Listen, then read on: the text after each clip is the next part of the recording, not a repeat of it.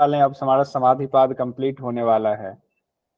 इसमें हम निर्बीज समाधि के स्वरूप तक को देख लेंगे, लेकिन उससे पहले हमें तत्व को जानना पड़ेगा, क्योंकि समाधि का जब भेद जैसे ही संप्रज्ञात और असंप्रज्ञात पर हम आएंगे, वैसे क्या होगा, हमारे सामने स्थूल और सूक्ष्म विषय आने शुरू हो जाएंगे कि कौन से स्थूल विषय कौन से सूक्ष्म विषय हैं।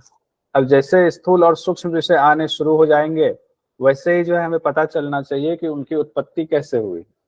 तो आज हम सबसे पहले जो सांख्य दर्शन के मुताबिक बताया गया है कि कैसे जो है उत्पत्ति होती है, कैसे सृष्टि की रचना होती है, किसको प्रलय और किसको सर्ग कहते हैं, उस पर हम सबसे पहले चर्चा करेंगे। प्रलय ये शब्द आता है, बहुत सुना हुआ हम लोगों ने बचपन से। और एक शब्द हमारे सामने आता है सर्ग, यानी कि इसी को सृष्टि भी कहते हैं। सर्ग को कह दें तो सृष्टि, यानी कि दुनिया जो बनी हुई है। ये दो शब्द हमारे सामने आते हैं अक्सर। तो अब प्रलय क्या है, सर्ग क्या है, तो अब इसको समझना सांख्य की दृष्टि से हम लोग समझ रहे हैं, ये ध्यान रखिएगा। हम लोग सांख्य दर्शन की दृष्टि से इसको समझ रहे हैं। पातंजल योग दर्शन में सांख्य को समझना जरूरी है, क्योंकि पातंजल योग दर्शन और सांख्य दोनों समानार्थी है, बस एक ईश्वर वाले मामले को छोड़ करके। तो प्रलय की अवस्था कहा गया है तीन तत्व। देखिए, मूल तत्व होते हैं, कोई भी प्रोडक्ट आपका बनता है तो तीन मूल तत्व है। जो पूरी पूरी सृष्टि की रचना हुई है सांख्य दर्शन के मुताबिक, वो तीन ही मूल तत्व हैं। तीन ही मूल तत्व से पूरी सृष्टि, चाहे आपके हाथ का मोबाइल बना हुआ हो, चाहे आपके हाथ में कुछ और हो, चाहे आपके नाक हो या आपका शरीर हो या आपका पलंग हो या कुछ भी हो, ब्लैक बोर्ड हो, जो भी हो, तो सब कुछ तीन ही तत्व से मिलकर बना हुआ है। जिसमें पहला तत्व है सत्य, दूसरा है रज, तत्व नहीं कहेंगे इसको, तीसरा है सत, रज और तम। ये प्रकृति के गुण हैं बेसिकली, लेकिन ये मूल प्रोडक्ट है आपके, इसी से मिलकर के सब कुछ बना हुआ है। इसके अलावे कहीं से कुछ नहीं है। मेन प्रोडक्ट जो है आटा और चावल ही है। आटा से आप रोटी बना ले, चावल से जो है आप चावल बना ले, भात बना ले जिसको कहते हैं और देसी भाषा में। तो ये सत, रज, तम, यही तीनों जो है, यही तीन जो है मेन प्रोडक्ट है। तो ये तीनों प्रलय में मैंने इसलिए लिखा हुआ है, जब ये तीनों बराबर की स्थिति में हो। बराबर इन द सेंस की, अब इसको दूसरे रूप में देखेंगे कि मान लीजिए कि एक तराजू है। उस तराजू में ऐसा तराजू कि उसके तीन डंडे हैं उस तराजू के, और तराजू के जो तीन डंडे हैं, जब इस तीनों डंडे पर इसमें यहां सत, यहां रज और यहां तम, तीनों बराबर है। ये भी है मान लीजिए 50, सपोज कीजिए ये भी 50, ये भी 50। तो तराजू जो है तीनों पलड़ा बराबर रहेगा। जब तीनों पलड़ा बराबर है, बिल्कुल बराबर की स्थिति में है, तब ये प्रलय कहा जाता है। प्रलय की स्थिति, ये वाला प्रलय नहीं कि दुनिया खत्म हो जाएगी, सब खत्म हो जाएगा, वो नहीं है। ये सांख्य का प्रलय है, यानी ये प्रलय होता रहता है। जिनको भी मोक्ष मिलता है, कैवल्य मिलता है, उनके लिए प्रकृति का प्रलय हो जाता है। सब पूरी दुनिया का प्रलय एक साथ नहीं होता है। ये आगे आपको पातंजल योग दर्शन में हम लोग पढ़ेंगे भी। तो सत, रज, तम जब तीनों बराबर हो, ये बराबर इसके, ये बराबर इसके है, तब ये प्रलय की स्थिति होगी। यानी कि प्रलय का मतलब यहाँ है, इसको और हम दूसरे रूप में कहें, इसको कहेंगे हम मूल प्रकृति। ये है मूल प्रकृति, यानी प्रकृति अपने बिल्कुल विशुद्ध रूप में है। ये मूल प्रकृति आपकी होगी। अब आते हैं, यहां हमने मूल प्रकृति देख लिया, जब सतरज स्तंभ बराबर है तो वो मूल प्रकृति। अब आते हैं सर्ग की स्थिति में कि सर्ग क्या है। कहते हैं सर्ग जो है, इन तीनों जो तत्व हैं आपके सत, रज और तम, जब उसमें सत, रज और तम, जब इन तीनों में ये 50 50 50 लिखाया, कोई जो है ये हो जाए, मान लीजिए कि 101 हो गया, ये 60 हो गया, ये 40 हो गया, कुछ भी अनुपात हो सकता है। और अगर मैथमेटिक्स के हिसाब से देखें तो अलग हिसाब से देख सकते हैं कि ये 80 हो गया, ये 15 हो गया, ये 5 हो गया, तो 100 इस हिसाब से। यानी कि तीनों में विक्षोभ हो गया, तीनों में जो है अंतर आ गया। जब तीनों जब बराबर नहीं है तो बराबर नहीं होते ही तीनों में क्या होगा, हलचल शुरू हो जाएगी। और जैसे ही तीनों में हलचल शुरू हुई वैसे ही क्या होता है, इसमें हमारी सृष्टि की शुरुआत हो गई, सृष्टि हमारी शुरू हो गई। अब सृष्टि को ही जो है हम लोग कहते हैं सर्ग कहते हैं, यानी कि दुनिया में सब कुछ दिखने लगा। इसको दूसरे रूप में समझे, एक कमरा है, वो अंधकार वाला है, उसमें सारे सामान रखे हुए हैं लेकिन अभी कुछ नहीं दिख रहा है क्योंकि उसमें प्रकाश नहीं है। लेकिन जैसे ही उसमें आप टॉर्च की रोशनी डालते हैं कि उसमें सारा कुछ दिखना शुरू हो जाता है कि उसमें क्या क्या है। तो जब तक अंधकार में था तो प्रलय की स्थिति है, जैसे ही टॉर्च की रोशनी उसमें गई वैसे ही जो है सब कुछ उसमें से दिखना शुरू हो गया। ये सृष्टि है। अब सवाल है कि क्या दिखा, कैसे दिखा, इसका क्रम क्या है, कैसे इसमें सतरज स्तंभ जो अब तक बराबर था उस सतरज स्तंभ में ऐसा क्या हुआ कि वो जो है भूचाल मच गया, क्या हुआ कि जो बराबर की स्थिति में थी अब वो बराबर ना होकर के ज्यादा कम होने लगा। तो उसका तरीका ये बताया गया है कि उसको इस रूप में देखेंगे हम लोग। अब हो क्या रहा है, सत रज तम, बिल्कुल आसानी से समझेंगे, कोई दिक्कत नहीं। ये तीनों जो है इसको मान लीजिए कि सत रज और तम ये दुल्हन है। सत रज तम दुल्हन है और इनकी शादी नहीं हो रही है, और तीनों जो है एकदम शादी करने के लिए उद्यत है कि हमें शादी करनी है। अब दिक्कत यह है कि तीनों अलग हो नहीं सकते, तीनों साथ साथ हैं। अब इनको शादी करनी है, अब इनको चाहिए दूल्हा, अब इनको शादी करने के लिए एक दूल्हे की तलाश है। अब दूल्हा ये ढूंढ रहे हैं कि कहीं से कोई दूल्हा मिल जाए तो हम शादी हो जाए। शादी होगी तो घर परिवार बसेगा, गृहस्थी होगी, गृहस्थी जमेगी तो उसके बाद जो बाल बच्चे होंगे, हमारा परिवार बढ़ेगा। अब सतरज तम को दूल्हा चाहिए, तो इनकी नजर पड़ जाती है संजोग से एक बड़ा आकर्षक दूल्हे पर। और वो दूल्हा जो है, आकर्षक दूल्हा एक इनको दिखता है, तीनों को आकर्षक नौजवान दिखता है। अब आकर्षक नौजवान जो दिखता है वो नौजवान कौन है, वो है पुरुष। ये आकर्षक नौजवान पुरुष को देख लेती तीनों। अब सतरज तम ने आकर्षक नौजवान को देखा, तब इनके मन में ये हुआ कि हमें तो अब शादी करनी है। अब शादी करनी है तो बड़ा जो है, अब कैसे किया जाए भाई, ऐसे तो होगी नहीं शादी कि मन हुआ शादी कर ले। तब इन तीनों जो है उस पुरुष को, वो जो है बड़ा अपना मस्ती में है, उसको वो नहीं देख रहा है, लेकिन ये तीनों उनको रिझाने की कोशिश करने लगती है अपने अपने स्वरूप से। सत जो है अपने सुख के अनुभूति दे करके हम बड़ा सुखी रखेंगे तुमको। रज जो है वो कहते हैं कि हम जो है तुम्हें हमेशा जो है चलाते फिराते रहेंगे, हम खूब जो है भोग विलास करेंगे, खूब ऐश्वर्य में जिएंगे, ये रज कहती है। अब रज जो है अपने हिसाब से जो है उसको चलाने की कोशिश कर रहे हैं भाई। अब उसके बाद क्या होता है, तम जो है कहते हैं अरे छोड़ो, कहाँ इतनी चंचलता, कहाँ क्या, एकदम मस्ती में बैठे रहेंगे, बस खाना पीना खाना है, पड़े रहना है।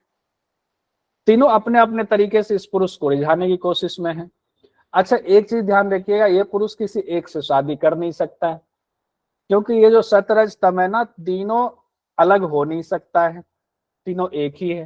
ये किस तरह से एक है, जैसे कि एक दिया है और दिया में तेल है और उसकी लौ निकल रही है दिए की, तो वो ये दिए की तरह है कि एक तेल है, एक बाती है और एक उसका रोशनी है।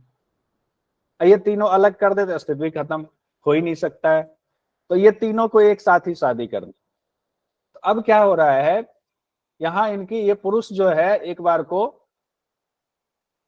इधर उधर देखता, कहता चलो देखे तो सही। जैसे ही उसके पास पहुंचता है पुरुष, ये पुरुष जैसे ही पास पहुंचता है तो पुरुष जो है वो प्रकाशक है, ये प्रकाशक है। अब ये है प्रकाशक और ये सब जो है अभी अंधकार में था। हालांकि सत्य को प्रकाशक कहा जाता है लेकिन उस सेंस में प्रकाशक नहीं है, ये ध्यान रखिएगा। सत्य सुखमयी प्रकाशक है वो। तो जैसे ही पुरुष वहां पहुंचता है, तीनों मिलके घेर लेती है।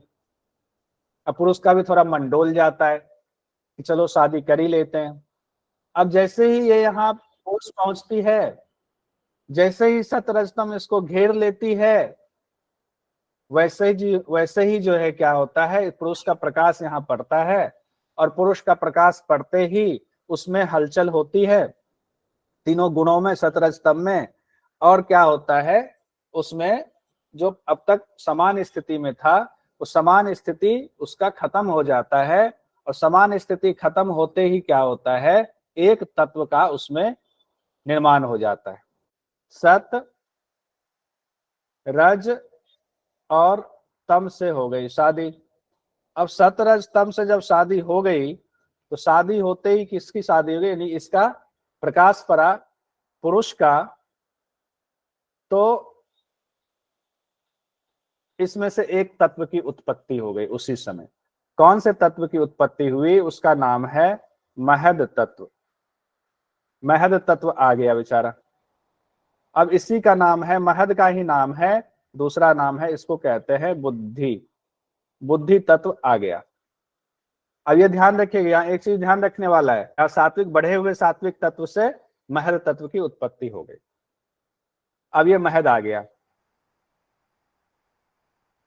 पहला तत्व। तो आपका जो है पहला तत्व है वो है महद। इसको लिंग भी कहा जाता है, लिंग मात्र कहा जाता है। और मूल प्रकृति को कहा गया अलिंग। ये पूछा जाता है कि लिंग मात्र कौन है, अलिंग कौन है। तो अलिंग आपका हो गया मूल प्रकृति, और लिंग मात्र आपका हो गया जो पहला तत्व बुद्धि है, वो लिंग मात्र हो गया। अब पहले तत्व तो आ गए, अब बुद्धि आ गई। अब बुद्धि को क्या हुआ, अब देखिए यहाँ भी एक दो चीजें आ जाती हैं जो हम लोग अभी उसमें आएंगे तो और देख लेंगे कि अभी तक जो है महज ये सात्विक प्रवृत्ति से आया हुआ है, सात्विक प्रवृत्ति से आया है, लेकिन इसमें भी सात्विक और तामसिक के अलग अलग गुण बताए गए कि सात्विक बुद्धि के गुण धर्म, ज्ञान, वैराग्य और ऐश्वर्य है, और तामसिक बुद्धि के गुण जो है उसमें लगा दीजिए, अधर्म, अज्ञान। के सात्विक बुद्धि के अलग गुण होंगे, तामसिक बुद्धि के अलग गुण होंगे। अब इस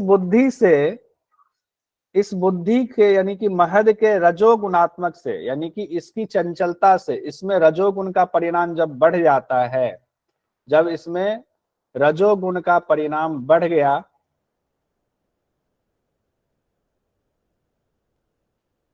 ऊपर हो गया, बढ़ गया, जैसे रजोगुण का परिणाम बढ़ा, वैसे ही दूसरा तत्व आ गया। ये पहला तत्व है, वैसे ही दूसरा तत्व आ गया, उसका नाम है अहंकार। ध्यान रखिएगा, अब यहां अहंकार उत्पन्न हो गया। तो अहंकार किससे उत्पन्न हुआ, अहंकार बुद्धि से उत्पन्न हुआ है। चाहे वो महत तत्व है तो उसमें भी सतरजतम है, चाहे वो अहंकार है तो उसमें भी सतरजतम है। शुरुआत में भले ही सात्विक तत्व बढ़ा था तो उससे महद आया, महद में जैसे ही रजोगुण का परिणाम बढ़ा वैसे ही अहंकार आ गया। अब अहंकार में तीनों चीजें हैं। अब देखिए इस अहंकार से कैसे बाकी चीजों की उत्पत्ति होगी। अब इस अहंकार में सात्विक मान लीजिए कि तत्व बढ़ जाएगा तो क्या होगा, अलग चीज की उत्पत्ति हो जाएगी। अब इसमें रजोगुण बढ़ेगा तो क्या होगा, और तमोगुण अगर इसमें बढ़ जाए, इसके तमोगुणात्मक होने से किस चीज की उत्पत्ति हो जाएगी।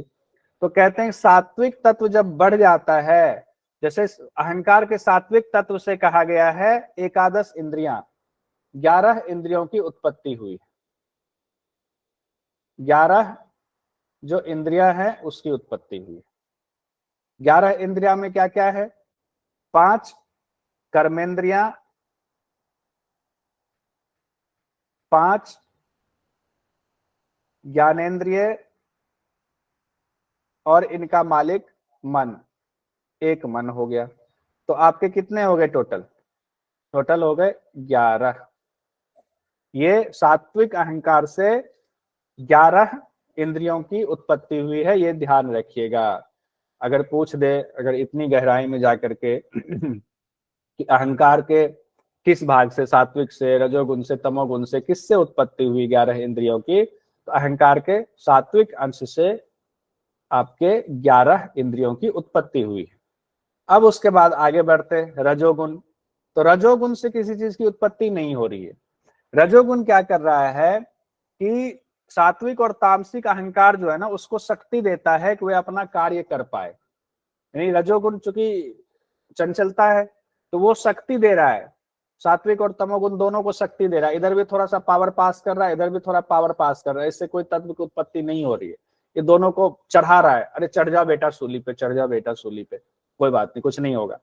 तो इस ये चढ़ गया तो 11 जो है इसमें इंद्रिय आ गई, और तमोगुण चढ़ गया तो इसमें 5 तन्मात्रा की उत्पत्ति हो गई, 5 तन्मात्रा। अब ये जो 5 तन्मात्रा है कौन कौन सा है ये देख लेते हैं। शब्द, स्पर्श, रूप, रस और लास्ट में गंध, ये 5 तन्मात्रा आ गया। ये भी अहंकार के तमोगुण से उत्पन्न हुए हैं। अब जब तन्मात्रा आ गया तो ये तन्मात्रा क्या करता है, ये कहता है कि हम भी कुछ किसी चीज की उत्पत्ति करेंगे। तो ये जो उत्पत्ति करता है वो पंच महाभूत की उत्पत्ति करता है। किसकी उत्पत्ति करता है? पंच महाभूत की उत्पत्ति करता है। तो पंच महाभूत क्या है? स्थूल, यानी जो स्थूल शरीर आपका है उसकी उस उत्पत्ति इसी से होती है। तो स्थूल की उत्पत्ति कौन कौन से होती है? आकाश, उसके बाद स्पर्श, वायु, वायु, आकाश, वायु, आकाश, वायु, अग्नि, जल, पृथ्वी। अब ये सीक्वेंस आ गया आपका, क्योंकि देखिए ये भी तो देखेंगे ना किस तन्मात्रा से कौन सा जुड़ा है। तो शब्द हो गया आकाश, इसलिए इसके सामने लिख रहा हूं, कई बार एग्जाम में आ जाता है कि अग्नि का गुण क्या है, जल का क्या है, आकाश, पृथ्वी का वायु, क्या है। ठीक है, तो आकाश, वायु, अग्नि, जल, पृथ्वी, ये सीक्वेंस हमारा आया। तो स्थूल जो है 5 आ गए, इसी को हम लोग स्थूल कहते हैं। जो दिखाई देता है वो ये 5 वाला ही दिखाई दे रहा है, बाकी दिखाई नहीं दे रहा है। तो इस तरह से हमारा ये उत्पत्ति का क्रम हम लोगों ने देख लिया। अब इसमें क्या है, ये स्थूल हो गए, बाकी सब सूक्ष्म में आ जाता है। अब इसमें भी कई जगहों ने, व्याख्याकारों ने 11 इंद्रियों को ना कई बार स्थूल में जोड़ देते हैं। ये ध्यान रखिएगा, इसमें कंफ्यूज नहीं होंगे कुछ चीजों को लेकर के। वैसे तो स्थूल ये 5 ही है जो दिखता है, लेकिन कई बार इंद्रियों को भी स्थूल में जोड़ दिया जाता है। व्याख्याकारों के अलग अलग राय हो सकती है, कोई बात नहीं। तो इसको बताने का मकसद यही था कि स्थूल हो गया। तो अभी तत्व कितने हो गए उसको पहले जोड़ लेते हैं, उसके बाद उस पर चर्चा करेंगे। तो एक तो हो गया महद, एक आपका हो गया अहंकार, एकादश इंद्रिय, और उसके बाद 5 तन्मात्रा और 5 स्थूल। तो कितने हो गए टोटल बताइए? 23 टोटल तत्व कितने हैं? 25। तो 2 तत्व कौन से छूट रहे हैं इसमें? पुरुष और प्रकृति। तो इसमें एक आ गया आपका पुरुष और एक आ गया मूल प्रकृति को। जो 17 स्तंभ वाली जो साम्यावस्था थी वो मूल प्रकृति हो गई, और एक हो गए ये पुरुष महाराज। तो हो गया 23 प्लस 2, तो ये टोटल हो गए 25 की संख्या आपकी। यानी कि सांख्य में 25 तत्वों का निरूपण किया गया है। और यही अगर आ जाए हम लोग इसमें पातंजल योग दर्शन में, तो एक तत्व और जोड़ दीजिए, ईश्वर। तो हो गए 26 ऐसे। ठीक है, तो यहां तक ये हो गया।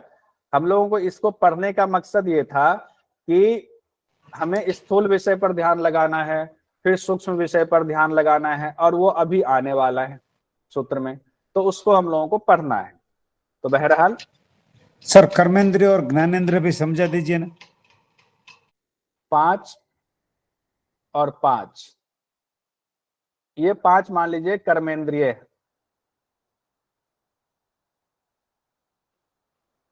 और ये 5 ज्ञानेंद्रिय।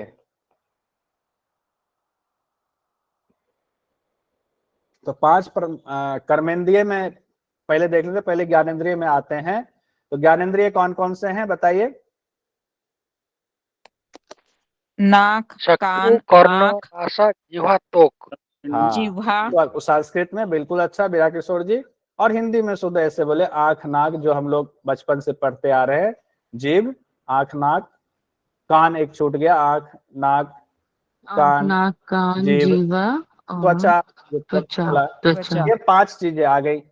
ये ज्ञानेंद्रिय हमारे 5 हो गए। उसके बाद आता है 5 कर्मेंद्रिया। तो कर्मेंद्रिया में 5 क्या क्या आता है? पाद, हस्त, हाथ, उपस्थ, वायु, पाक। हाथ, पैर, पाक, पाणी, पाद, पायु, उपस्थ। लिंग। वाह वाह। तो अगर सिंपल समझने के लिए, हाथ, पैर, वाणी, पायु, उपस्थ। ये पायु उपस्थ क्या है, इसको लेकर बाकी में तो कंफ्यूजन नहीं होती, इसमें होती। हाथ तो हम समझ गए, पैर भी समझ गए, वाणी जो मुंह से बोल रहे हैं।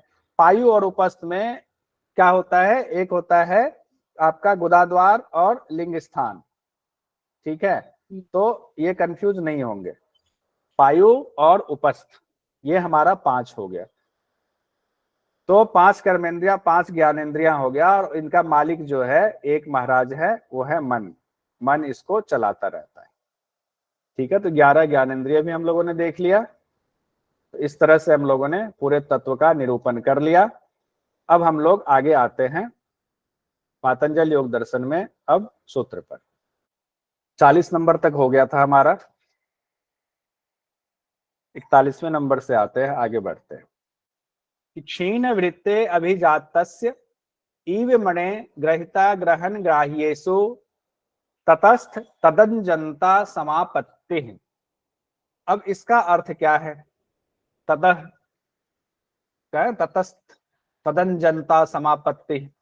कहते क्षीण वृत्ते, इसको समझने के लिए थोड़ा पहले हम लोगों ने पढ़ा हुआ था कि पहले हम लोगों ने शर्ट को साफ किया था, यानी कि उसकी सफाई की थी, चित्त की शुद्धि की थी, फिर चित्त को स्थिर किया था।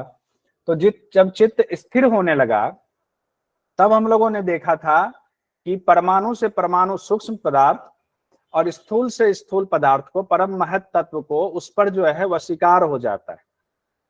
तो महर्षि पतंजलि कहते हैं आखिर क्या स्थिति होती है, तो उसको और व्याख्या करके समझा रहे हैं कि चित्त जो है अब एकदम से समाधि के लिए तैयार हो गया है। तो किस तरह से समाधि के लिए तैयार हो गया है? कहते क्षीण वृत्ते अभिजात। अब क्षीण वृत्ति मतलब कि वृत्ति जो हमारा है, वो वृत्तियां अब क्षीण हो गई हैं या हो रही हैं। हो तो अचानक से नहीं जाती, स्टेप बाय स्टेप ही होता है। तो वृत्ति जैसे ही क्षीण होती चली गई, तो अभिजातस्य, अभिजातस्य का अर्थ है, अभिजात कहते हैं ना, अभिजात वर्ग। तो यहाँ पर अभिजात का मतलब एक उच्च श्रेणी का, की जाति का उत्पन्न होता है। चित्त की जाति से यहाँ तात्पर्य है, यहाँ किसी और जाति से अर्थ नहीं लगाएगा। अभिजातस्य यानी चित्त की एक अभिजात स्थिति होने लगती है, उच्च स्थिति होने लगती है, क्योंकि वृत्तियां जो है क्षीण हो रही है। तब क्या होता है? इव, तब मणे ग्रहिता, मणे मतलब यहाँ मणि से लगाया गया है। तब क्या होता है कि वो चित्त की स्थिति उस मणि के समान हो जाती है। जो मणि क्या करता है? ग्रहिता ग्रहण ग्राह्येषु ततस्थ तदंजनता समापत्ति। यानी कि आप जो समाधि को लगाना शुरू करते हैं, ग्रहण ग्राह्येषु, ग्रहण ग्रहिता, यहाँ पर सीक्वेंस उल्टा दिया हुआ है, ग्रहिता को सबसे पहले दिया हुआ है, फिर ग्रहण, फिर ग्राह्येषु। अगर हम लेकिन जाते हैं तो उल्टे क्रम से जाते हैं। तो ग्राह्येषु ग्रहण ग्रहिता जब ऐसे जाते हैं हम ध्यान लगाते हुए, तब क्या होता है? वो चित्त एकदम मणि के समान हो जाता है, और उस मणि में कोई भी रोशनी हम डालेंगे तो उसी रोशनी के समान वो दिखने लग जाता है वो चित्त। तो कहते हैं कि चित्त इतना साफ हो जाता है, इतना अभिजात हो जाता है कि वो जिस चीज पर हम अब चित्त को लगाएंगे, उस पर वो उसके जैसा हो जाएगा। कि अगर सूक्ष्म पर लगाया तो सूक्ष्म, स्थूल पर लगाया तो स्थूल जैसा, मतलब उसको समापत्ति मतलब मिल जाना, पूरी तरीके से तदाकार कर लेता है वो। और समापत्ति का यहाँ ध्यान रखिएगा, समापत्ति का अर्थ होता है, यहाँ संप्रज्ञात समाधि की चर्चा हो रही है। तो मणि के समान जो है हमारा चित्त निर्मल हो जाता है जब वृत्तियां क्षीण होने लगती है, तब की बात कही जा रही है। यानी कि तब चित्त को जहां लगा दें उसी में तदाकार हो जाता है। अब आगे बढ़ते हैं। यहाँ पर ये लिख दिया हुआ है किसको ग्रहिता कहेंगे, किसको ग्रहण कहेंगे, किसको ग्राह्येषु कहेंगे। तो ग्रहिता पुरुष हो गया, ग्रहण जो है अंतःकरण को कहा गया है, अंतःकरण और इंद्रियां हो गई। ग्राह्येषु आपके हो गए पंच महाभूत और उसके विषय। खैर, इससे आगे बढ़ते हैं। यहाँ यानी कि संप्रज्ञात समाधि की बात की जा रही है, और यहाँ हम लोगों ने महद बुद्धि और ये हम लोगों ने देख लिया कि किस तरीके से इसकी उत्पत्ति हुई, अभी हम लोगों ने डिटेल में समझा। अब आगे समझते हैं। जब समापत्ति की बात आ गई तो समापत्ति के भेद भी बताए गए। इसी समापत्ति को संप्रज्ञात कहा गया है, और इस संप्रज्ञात के 4 भेद बताए गए हैं कि स्थूल विषय पर समाधि करेंगे तो उसके 2 भेद हैं, सवितर्क निर्वितर्क, और सूक्ष्म विषय पर समाधि करते हैं तो सविचार और निर्विचार। इसको अभी सूत्र में देखेंगे, लेकिन उससे पहले इसको ग्राफिक्स में समझ लेना ज्यादा आसान होगा। संप्रज्ञात समाधि की चर्चा हो रही है, और हम लोगों ने जो अभी पढ़ा, जो देखा कि सूक्ष्म से हम स्थूल की तरफ आते हैं, और उसी जगह पर पहुंचने के लिए स्थूल से हमें सूक्ष्म से होते हुए फिर जो है हम अहंकार, फिर महद, फिर जाकर के हम उसमें विलीन हो जाते हैं। तीनों गुण जब समान हो जाते हैं तो विलीन हो जाते हैं। उसी क्रम को उल्टा, इसीलिए उसको समझना जरूरी था। तो पहले, सबसे पहले स्थूल विषय पर समाधि लगाते हैं। तो स्थूल विषय के 2 भेद हैं, सवितर्क निर्वितर्क, और सूक्ष्म समाधि पर जो है सविचार और निर्विचार। फिर निर्विचार के ही जो है अलग स्टेज है कि निर्विचार उच्च अवस्था में आएगा तो आनंदानुगत हो जाएगा, और उससे भी उच्च अवस्था में जाएगा तो अस्मितानुगत हो जाएगा। वो निर्विचार के ही है। इसीलिए देखिए, संप्रज्ञात के हम लोगों ने 4 तो यहाँ पर पातंजल योग दर्शन में दिया गया है, लेकिन कई जगहों पर जैसे विज्ञान भिक्षु जी ने, उन्होंने इसके 6 भेद बताए। जैसे लेकिन एग्जाम की दृष्टि से हम 4 ही याद रखेंगे, ध्यान रखिएगा।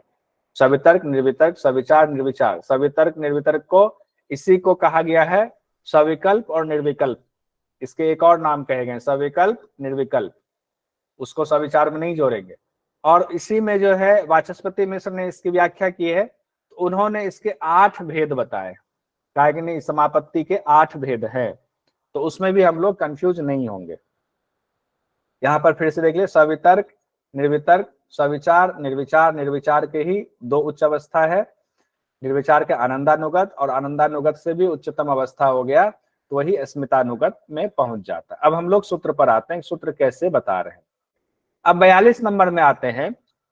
तत्र शब्द अर्थ ज्ञान विकल्प संकीर्णा सवितर्का समापत्ति।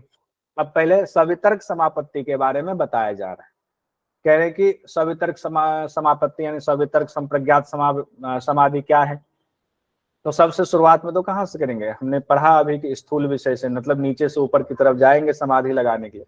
समाधि का मतलब क्या है कि हम इतना जो जाल फैला लिया उस जाल को समेटेंगे, तो जहां अंतिम छोर है उसी को लेकर के फिर समेटते समेटते जहां से शुरू किया था वहां जाना है, उस मूल प्रकृति के पास।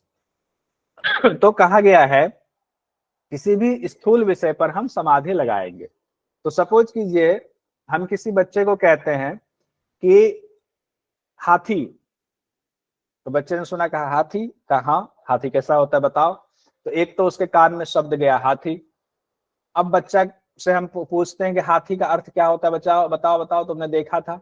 बच्चा ध्यान हाँ हाँ हाँ, हाथी वो जो है सूंड होती है, बहुत बड़ा जानवर है, 2-4 पैर होते हैं उसके खंबे जैसे।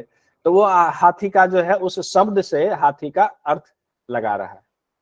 अर्थ लगाने के बाद उसको अब हाथी का जो है पूरा ज्ञान, हाँ हाँ का अब ज्ञान हो गया, जो हाथी बोला हाँ हाँ अब पूरा पता चल गया, पूरा पता चल गया, तो उसको पूरा ज्ञान हो गया। उसी तरह से पंकज शब्द है, पंकज, तो पंकज जैसे शब्द हुआ, पंकज क्या होता है, अरे कमल होता है, कीचड़ में खिलने वाला, पंख मतलब कीचड़ और उसमें खिलने वाला, हो गया, ये अर्थ हो गया। और ज्ञान क्या हुआ, वो गुलाबी कलर का होता है, उसमें बहुत अच्छी खुशबू होती है, उसको कमल भी एक नाम कहते हैं, पूरा ज्ञान हो गया। तो ये 3 चीजें स्थूल पर बात हो रही है। कहते हैं कि जब ये तीनों चीजें मिली जुली, बाकी किताबों में आपको गाय की का उदाहरण दिया जाता है, गाय से उसका अर्थ लगाएंगे, 4 पांव है, दूध देती है, ये वो पूरा ज्ञान हो गया गाय का, अब जो है संपूर्ण। तो अभी सवितर्क समापत्ति में क्या होता है, या सवितर्क संप्रज्ञात समाधि में क्या होता है, स्थूल पर जब लगाते हैं तीनों चीजें मिली जुली होती है। हमने शब्द भी सुना, शब्द भी सुन रहे हैं, कीचड़ में खिलने वाला कमल भी है, या हाथी है, हाथी का अर्थ भी है, उसका ज्ञान भी है। तो ये चीजें करते करते करते करते लगाते लगाते लगाते एक स्टेज ऐसा आता है, हाथी शब्द नहीं, ज्ञान पूरा हो गया हमारा, तो ज्ञान जो है प्रकाशित हो गया। अब सिर्फ अर्थ अर्थ बचा रहा, सिर्फ अर्थ बचा रहा है कि हाँ है, पूरा ज्ञान हो गया है। तो यहाँ पर सिर्फ वो अर्थ, ये शब्द और ज्ञान जो है लुप्त हो जाएगा तो अगला हो जाएगा। सवितर्क को ही सविकल्प भी कहते हैं, यानी जिसमें जो है सारी चीजें अभी समाहित है, उसको कहते हैं सविकल्प समाधि या सविकल्प समापत्ति। स्मृति परिशुद्धो स्वरूप शून्य इव अर्थमात्र निर्भाषा निर्वितर्का। कहते हैं कि स्मृति परिशुद्धो, और स्मृति आपकी शुद्ध होती चली गई।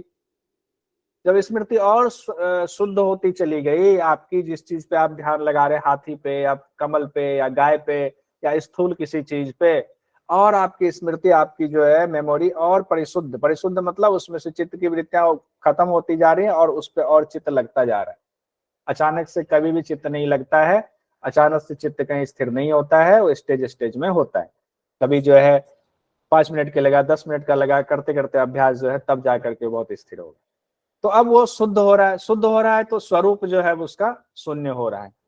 सिर्फ अर्थ मात्र जो है अब वो हमें निर्भाषा, मतलब कि अर्थ मात्र ही उसका रह जा रहा है। इसी को निर्वितर्क, अब कोई तर्क वितर्क उसमें नहीं है, और सिर्फ जो है अर्थ मात्र ही जो है भाषित हो रहा है उसका। जब अर्थ मात्र सिर्फ बचता है, यानी ध्येय के स्वरूप को प्रत्यक्ष करने वाली स्थिति हो जाती है, तब वो निर्वितर्क समाधि कहलाती है। तो ये आपके सवितर्क और निर्वितर्क हुआ, उसी को सविकल्प और निर्विकल्प हम कहते हैं। 44 नंबर में कहा गया है एतयैव सविचारा निर्विचारा च सूक्ष्म विषया विख्याता।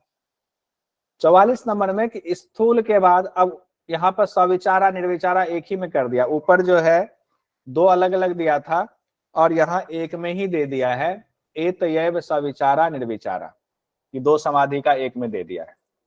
तो सूक्ष्म विषया विख्याता साफ साफ लिख दिया गया ना, ये सूक्ष्म विषय का व्याख्याता है सविचार और निर्विचार।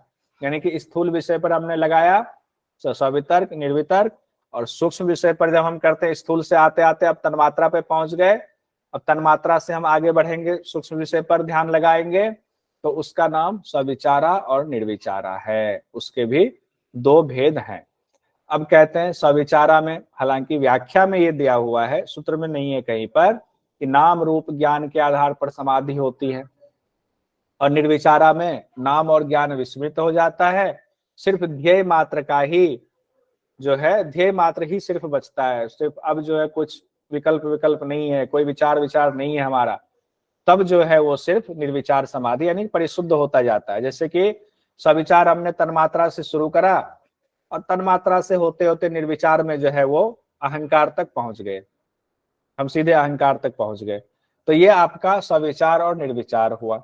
अब निर्विचार में ही 2 स्थिति होती है कि निर्विचार आगे बढ़ते बढ़ते जो है आनंदानुगत और स्मितानुगत, इसमें और शुद्धियां आई और स्थिरता आती जाएगी, तो वो जो है फिर आनंदानुगत और फिर अस्मितानुगत में जाएगा। तो आनंदानुगत, अस्मिता का अर्थ क्या है? अस्मिता का मतलब है अपना स्वरूप, अस्मिता मैं कौन हूं, वो अनुगत हो जाना अस्मितानुगत है। तो उसमें क्या होगा, सत्व प्रकाश और बढ़ जाता है। तो आगे देखते हैं, फिर उसको और समझेंगे।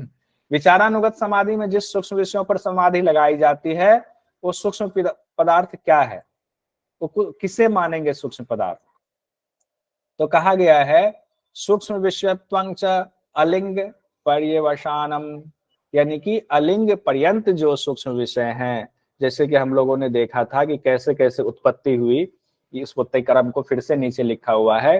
पहले कारण प्रकृति थी जिसमें सतरजतम समावस्था में था, उससे पहला तत्व महत तत्व आया, अहंकार आया, फिर उसके रजस प्रकृति से, फिर एकादश इंद्रिय आया, और फिर जो है तन्मात्रा आया, फिर तन्मात्रा से पंचमहाभूत। पंचमहाभूत तो आपका स्थूल में आ गया। अब कह रहे हैं कि सूक्ष्म विषय क्या है, तो कहते हैं नीचे से जाएंगे तो प्रकृति पर्यंत जो है सूक्ष्म विषय है, यानी कि प्रकृति भी सूक्ष्म विषय की श्रेणी में आ रहा है। यानी सब कुछ नीचे से जाते जाते प्रकृति पर्यंत सूक्ष्म विषय है। यहाँ शब्द आ गया है अलिंग पर्यवसानम। तो अलिंग कहा जाता है कारण प्रकृति, मूल प्रकृति को, ये ध्यान रखिएगा। कारण कहा जाता है मूल प्रकृति को, इसको कारण शरीर भी कहा जाता है मूल प्रकृति को, उसी को अलिंग भी कहा जाता है और महत तत्व को लिंग कहा जाता है, ये हम ध्यान रखेंगे। अब उसके बाद आगे बढ़ते हैं। सूक्ष्म विषय हमने देख लिया, इस सूक्ष्म विषय की चर्चा भी हम लोगों ने पहले की थी, महर्षि पतंजलि ने समझाने के लिए फिर से किया। कहते ता एव सबीज सबीज समाधि। अब ये जो भेद हम लोगों ने देखा, सवितर्क निर्वितर्क, सविचार निर्विचार, ये सब जो है जितने भेद बताए गए हैं सब सबीज समाधि के हैं। और सबीज समाधि कौन सी है? संप्रज्ञात समाधि, सबीज समाधि। अब हम लोगों ने संप्रज्ञात समाधि यानी कि सबीज समाधि को देख लिया। तो ये सबीज समाधि के 4 भेद हो गए, सवितर्क, निर्वितर्क, सविचार, निर्विचार। अब इसी में व्याख्या में कहा गया है आनंदानुगत और अस्मितानुगत समाधि भी सबीज समाधि ही है।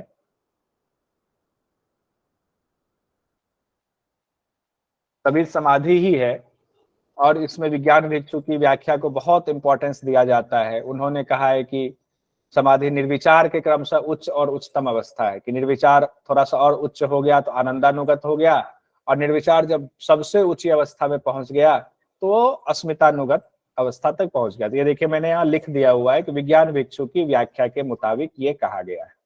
हालांकि सूत्र में महर्षि पतंजलि ने नहीं लिखा, लेकिन सूत्र में सारी बात नहीं लिखी जाती है, विद्वान लोग उसकी व्याख्या करते हैं, तो व्याख्या हम लोगों ने देख लिया। अब हम लोगों के संप्रज्ञात समाधि तक पहुंच गए। संप्रज्ञात समाधि में क्या हुआ कि हमें पता चल गया हर चीज का कि हाँ ये है ये है ये है, लेकिन अभी वृत्तियां पूरी तरह से रुकी नहीं है, निरोध नहीं हुआ है, उठ रहा है दब रहा है, उठ रहा है दब रहा है। तो कहते हैं निर्विचार वैशारद्य अध्यात्म प्रसाद, कि निर्विचार समाधि निर्मल होने पर, निर्विचार वैशारद्य कहते हैं कि निर्विचार जो हम लोगों ने अभी समाधि पढ़ी है, जब वो वैशारद्य हो गए, यानी कि वैशारद्य मतलब और शुद्ध हो जाना, और जो है परिपक्व हो जाना, और शुद्ध होता जाता है होता जाता है होता जाता है। तो निर्विचार समाधि जब शुद्ध होता जाता है, मतलब कि निर्विचार समाधि में ऐसा नहीं है कि एक बार निर्विचार में पहुंच गए तो पहुंच ही गए। हो सकता है निर्विचार समाधि अभी 10 मिनट के लग रहा हो, फिर आधे घंटे के लिए लगेगा निर्विचार समाधि, फिर 1 घंटे के लिए लगेगा। तो जैसे जैसे इसका ड्यूरेशन बढ़ता जाएगा वैसे वैसे हम कहेंगे कि निर्विचार समाधि परिपक्व होती जा रही है, उन्हें कि उसमें वैशारद्य आ रहा है, उसमें शुद्धि आ रही है। तो अध्यात्म प्रसाद को एक साथ कहा गया है कि बुद्धि में जो प्रसन्नता अर्थात निर्मलता रहती है, वो बुद्धि इतनी साफ हो गई कि वो अध्यात्म प्रसाद हो गया। इसका मतलब ये है कि आपको उसमें सात्विक प्रवृत्ति पूरी तरह से अब भर गई है आपकी बुद्धि में, यानी कि हम पहुंच गए अस्मितानुगत समाधि तक। शुद्ध होते होते अस्मितानुगत समाधि में क्या है, हमारा अस्मिता, मैं कौन हूं इसका ज्ञान हो गया कि हाँ मैं आत्मा हूं, लेकिन अभी बुद्धि से हमारा संपर्क टूटा नहीं है, अभी बस संपर्क है कि हाँ है मैं हूं और ये बुद्धि है। तो उस समय जो बुद्धि हमारी होती है वो बिल्कुल शुद्ध हो जाती है। शुद्ध का तात्पर्य है कि सत्व इतना ज्यादा बढ़ जाता है, सात्विकता इतनी ज्यादा बढ़ जाती है कि रज और तम जो है वो लेस मात्र रह जाता है। तो जब लेस मात्र रह जाता है तो उसी स्थिति को अध्यात्म प्रसाद कहा गया, यानी कि अब जो है परिपक्व हो गई है, लेकिन है अभी रज और तम जो है और सत्व खूब सारा बढ़ा हुआ है। अब उस स्टेज तक जो हम धीरे धीरे पहुंचे हैं, उसका परिणाम क्या होता है, तो उसका परिणाम कहा गया है कि वो ऋतंभरा प्रज्ञा होता है। अब देखिए आध्यात्म प्रसाद और ऋतंभरा प्रज्ञा में बड़ा जो है कंफ्यूज होते हैं हम लोग कि दोनों स्थिति क्या है। कहा गया ऋतंभरा तत्र प्रज्ञा, कि तब जो है ऋतंभरा प्रज्ञा की प्राप्ति होती। प्राप्ति का मतलब क्या है, ऋतंभरा मतलब ऋत मतलब सत्य, सत्य से जो है भरा हुआ, ऋतंभरा, ऋत मतलब होता है सत्य, और प्रज्ञा बुद्धि, और भरा का मतलब है धारण करने वाली, ऐसी बुद्धि जिसने सत्य को धारण कर लिया, अब उसमें असत्य कुछ है ही नहीं, उसी को ऋतंभरा प्रज्ञा कहते हैं। अब इसका तात्पर्य यह है कि सपोज कीजिए कि अभी हमें किसी ने कहा आकर के कि रजनीश जी आपको गाली दे रहे थे। अब हमारे मन में संकल्प विकल्प चलने लग जाएगा कि रजनीश जी क्यों गाली दे रहे थे, हमने ऐसा क्या किया, ऐसा तो नहीं करना चाहिए। लेकिन अगर हमारी बुद्धि रितंभरा हो जाएगी, सत्य को धारण करने वाली हो जाएगी, तो हमारी स्थिति ऐसी हो जाएगी कि हम उस बात पर ध्यान ही नहीं देंगे। हमें पता चल जाएगा कि वो दे रहे हैं कि नहीं दे रहे हैं। हम कोई प्रमाण, हम या तो प्रमाण पूछते जनरली, क्या प्रमाण है, तुमने सुना था मुझे गाली दे रहे थे, कहेंगे हाँ। यार नहीं प्रमाण था तो हम अनुमान लगाएंगे, या किसी ऐसे आदमी से सुन लेंगे जो जिनको आगम मान ले कि उनकी बात अकाट्य होती है। कहते हैं रितंभरा प्रज्ञा वाली स्थिति में प्रमाण की जरूरत नहीं होती है, कोई प्रमाण नहीं चाहिए, ना आगम प्रमाण की जरूरत है, ना प्रत्यक्ष प्रमाण की जरूरत है, ना जो अनुमान प्रमाण की जरूरत है। अब किसी प्रमाण की जरूरत नहीं है, बुद्धि साफ हो गई है। क्योंकि प्रमाण की जरूरत तब होती है जब बुद्धि हमारी पूरी तरह साफ नहीं होती है। तो अब ये दो चीजें हैं, अध्यात्म प्रसाद और रितंभरा प्रज्ञा। तो बुद्धि की सात्विक स्थिति अध्यात्म प्रसाद है, और इसे एक नाम दिया गया, मतलब वो रिजल्ट जो पैदा हुआ उसका नाम दिया गया है रितंभरा प्रज्ञा।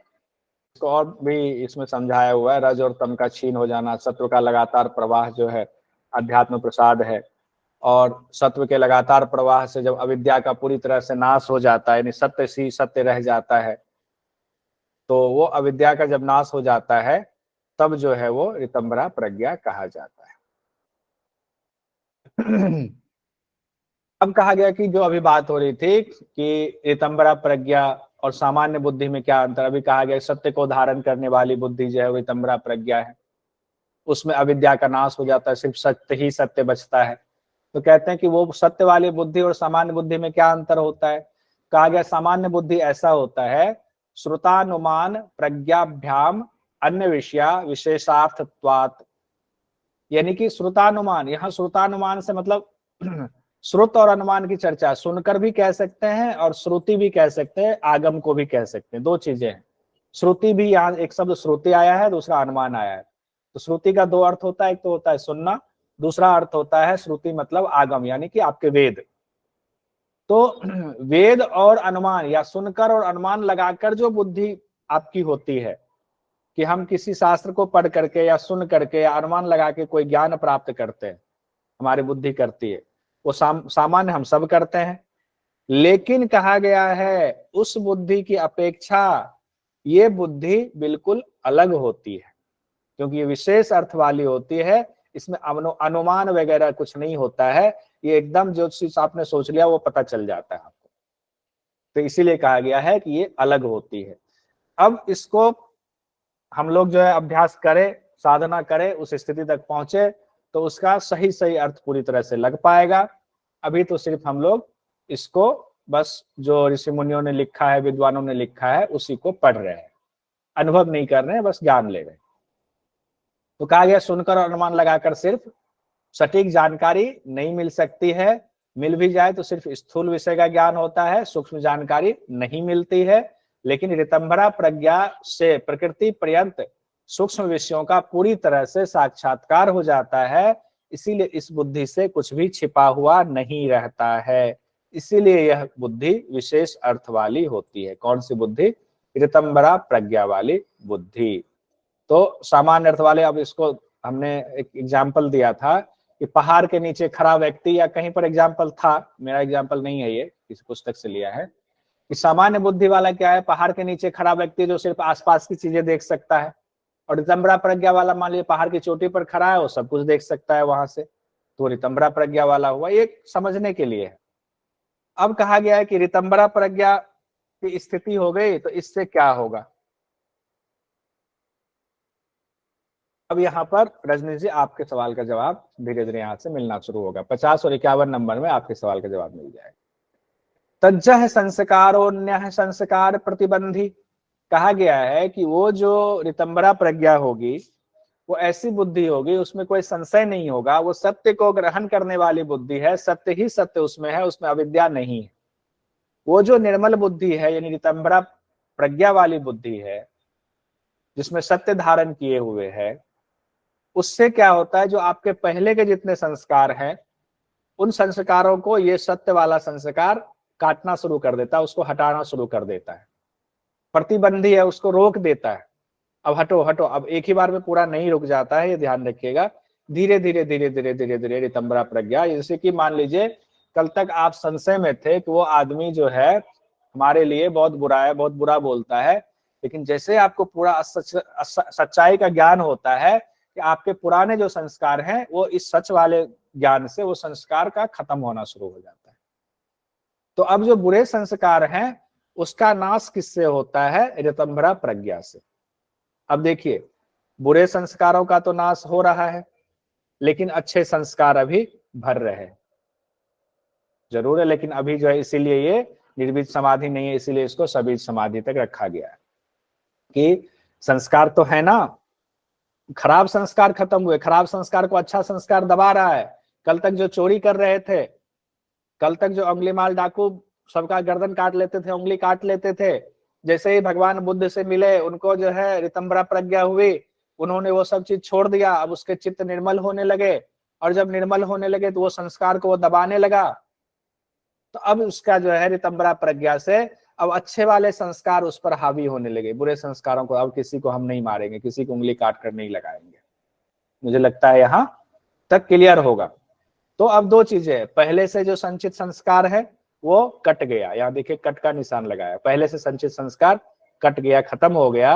अब क्या हो रहा है?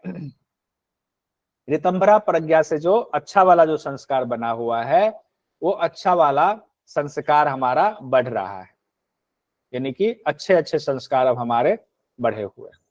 लेकिन बात यहाँ भी अभी नहीं बन रही, यहाँ तक सबीज समाधि ही है, क्योंकि संस्कार तो है। अब उसके बाद फिर क्या होता है?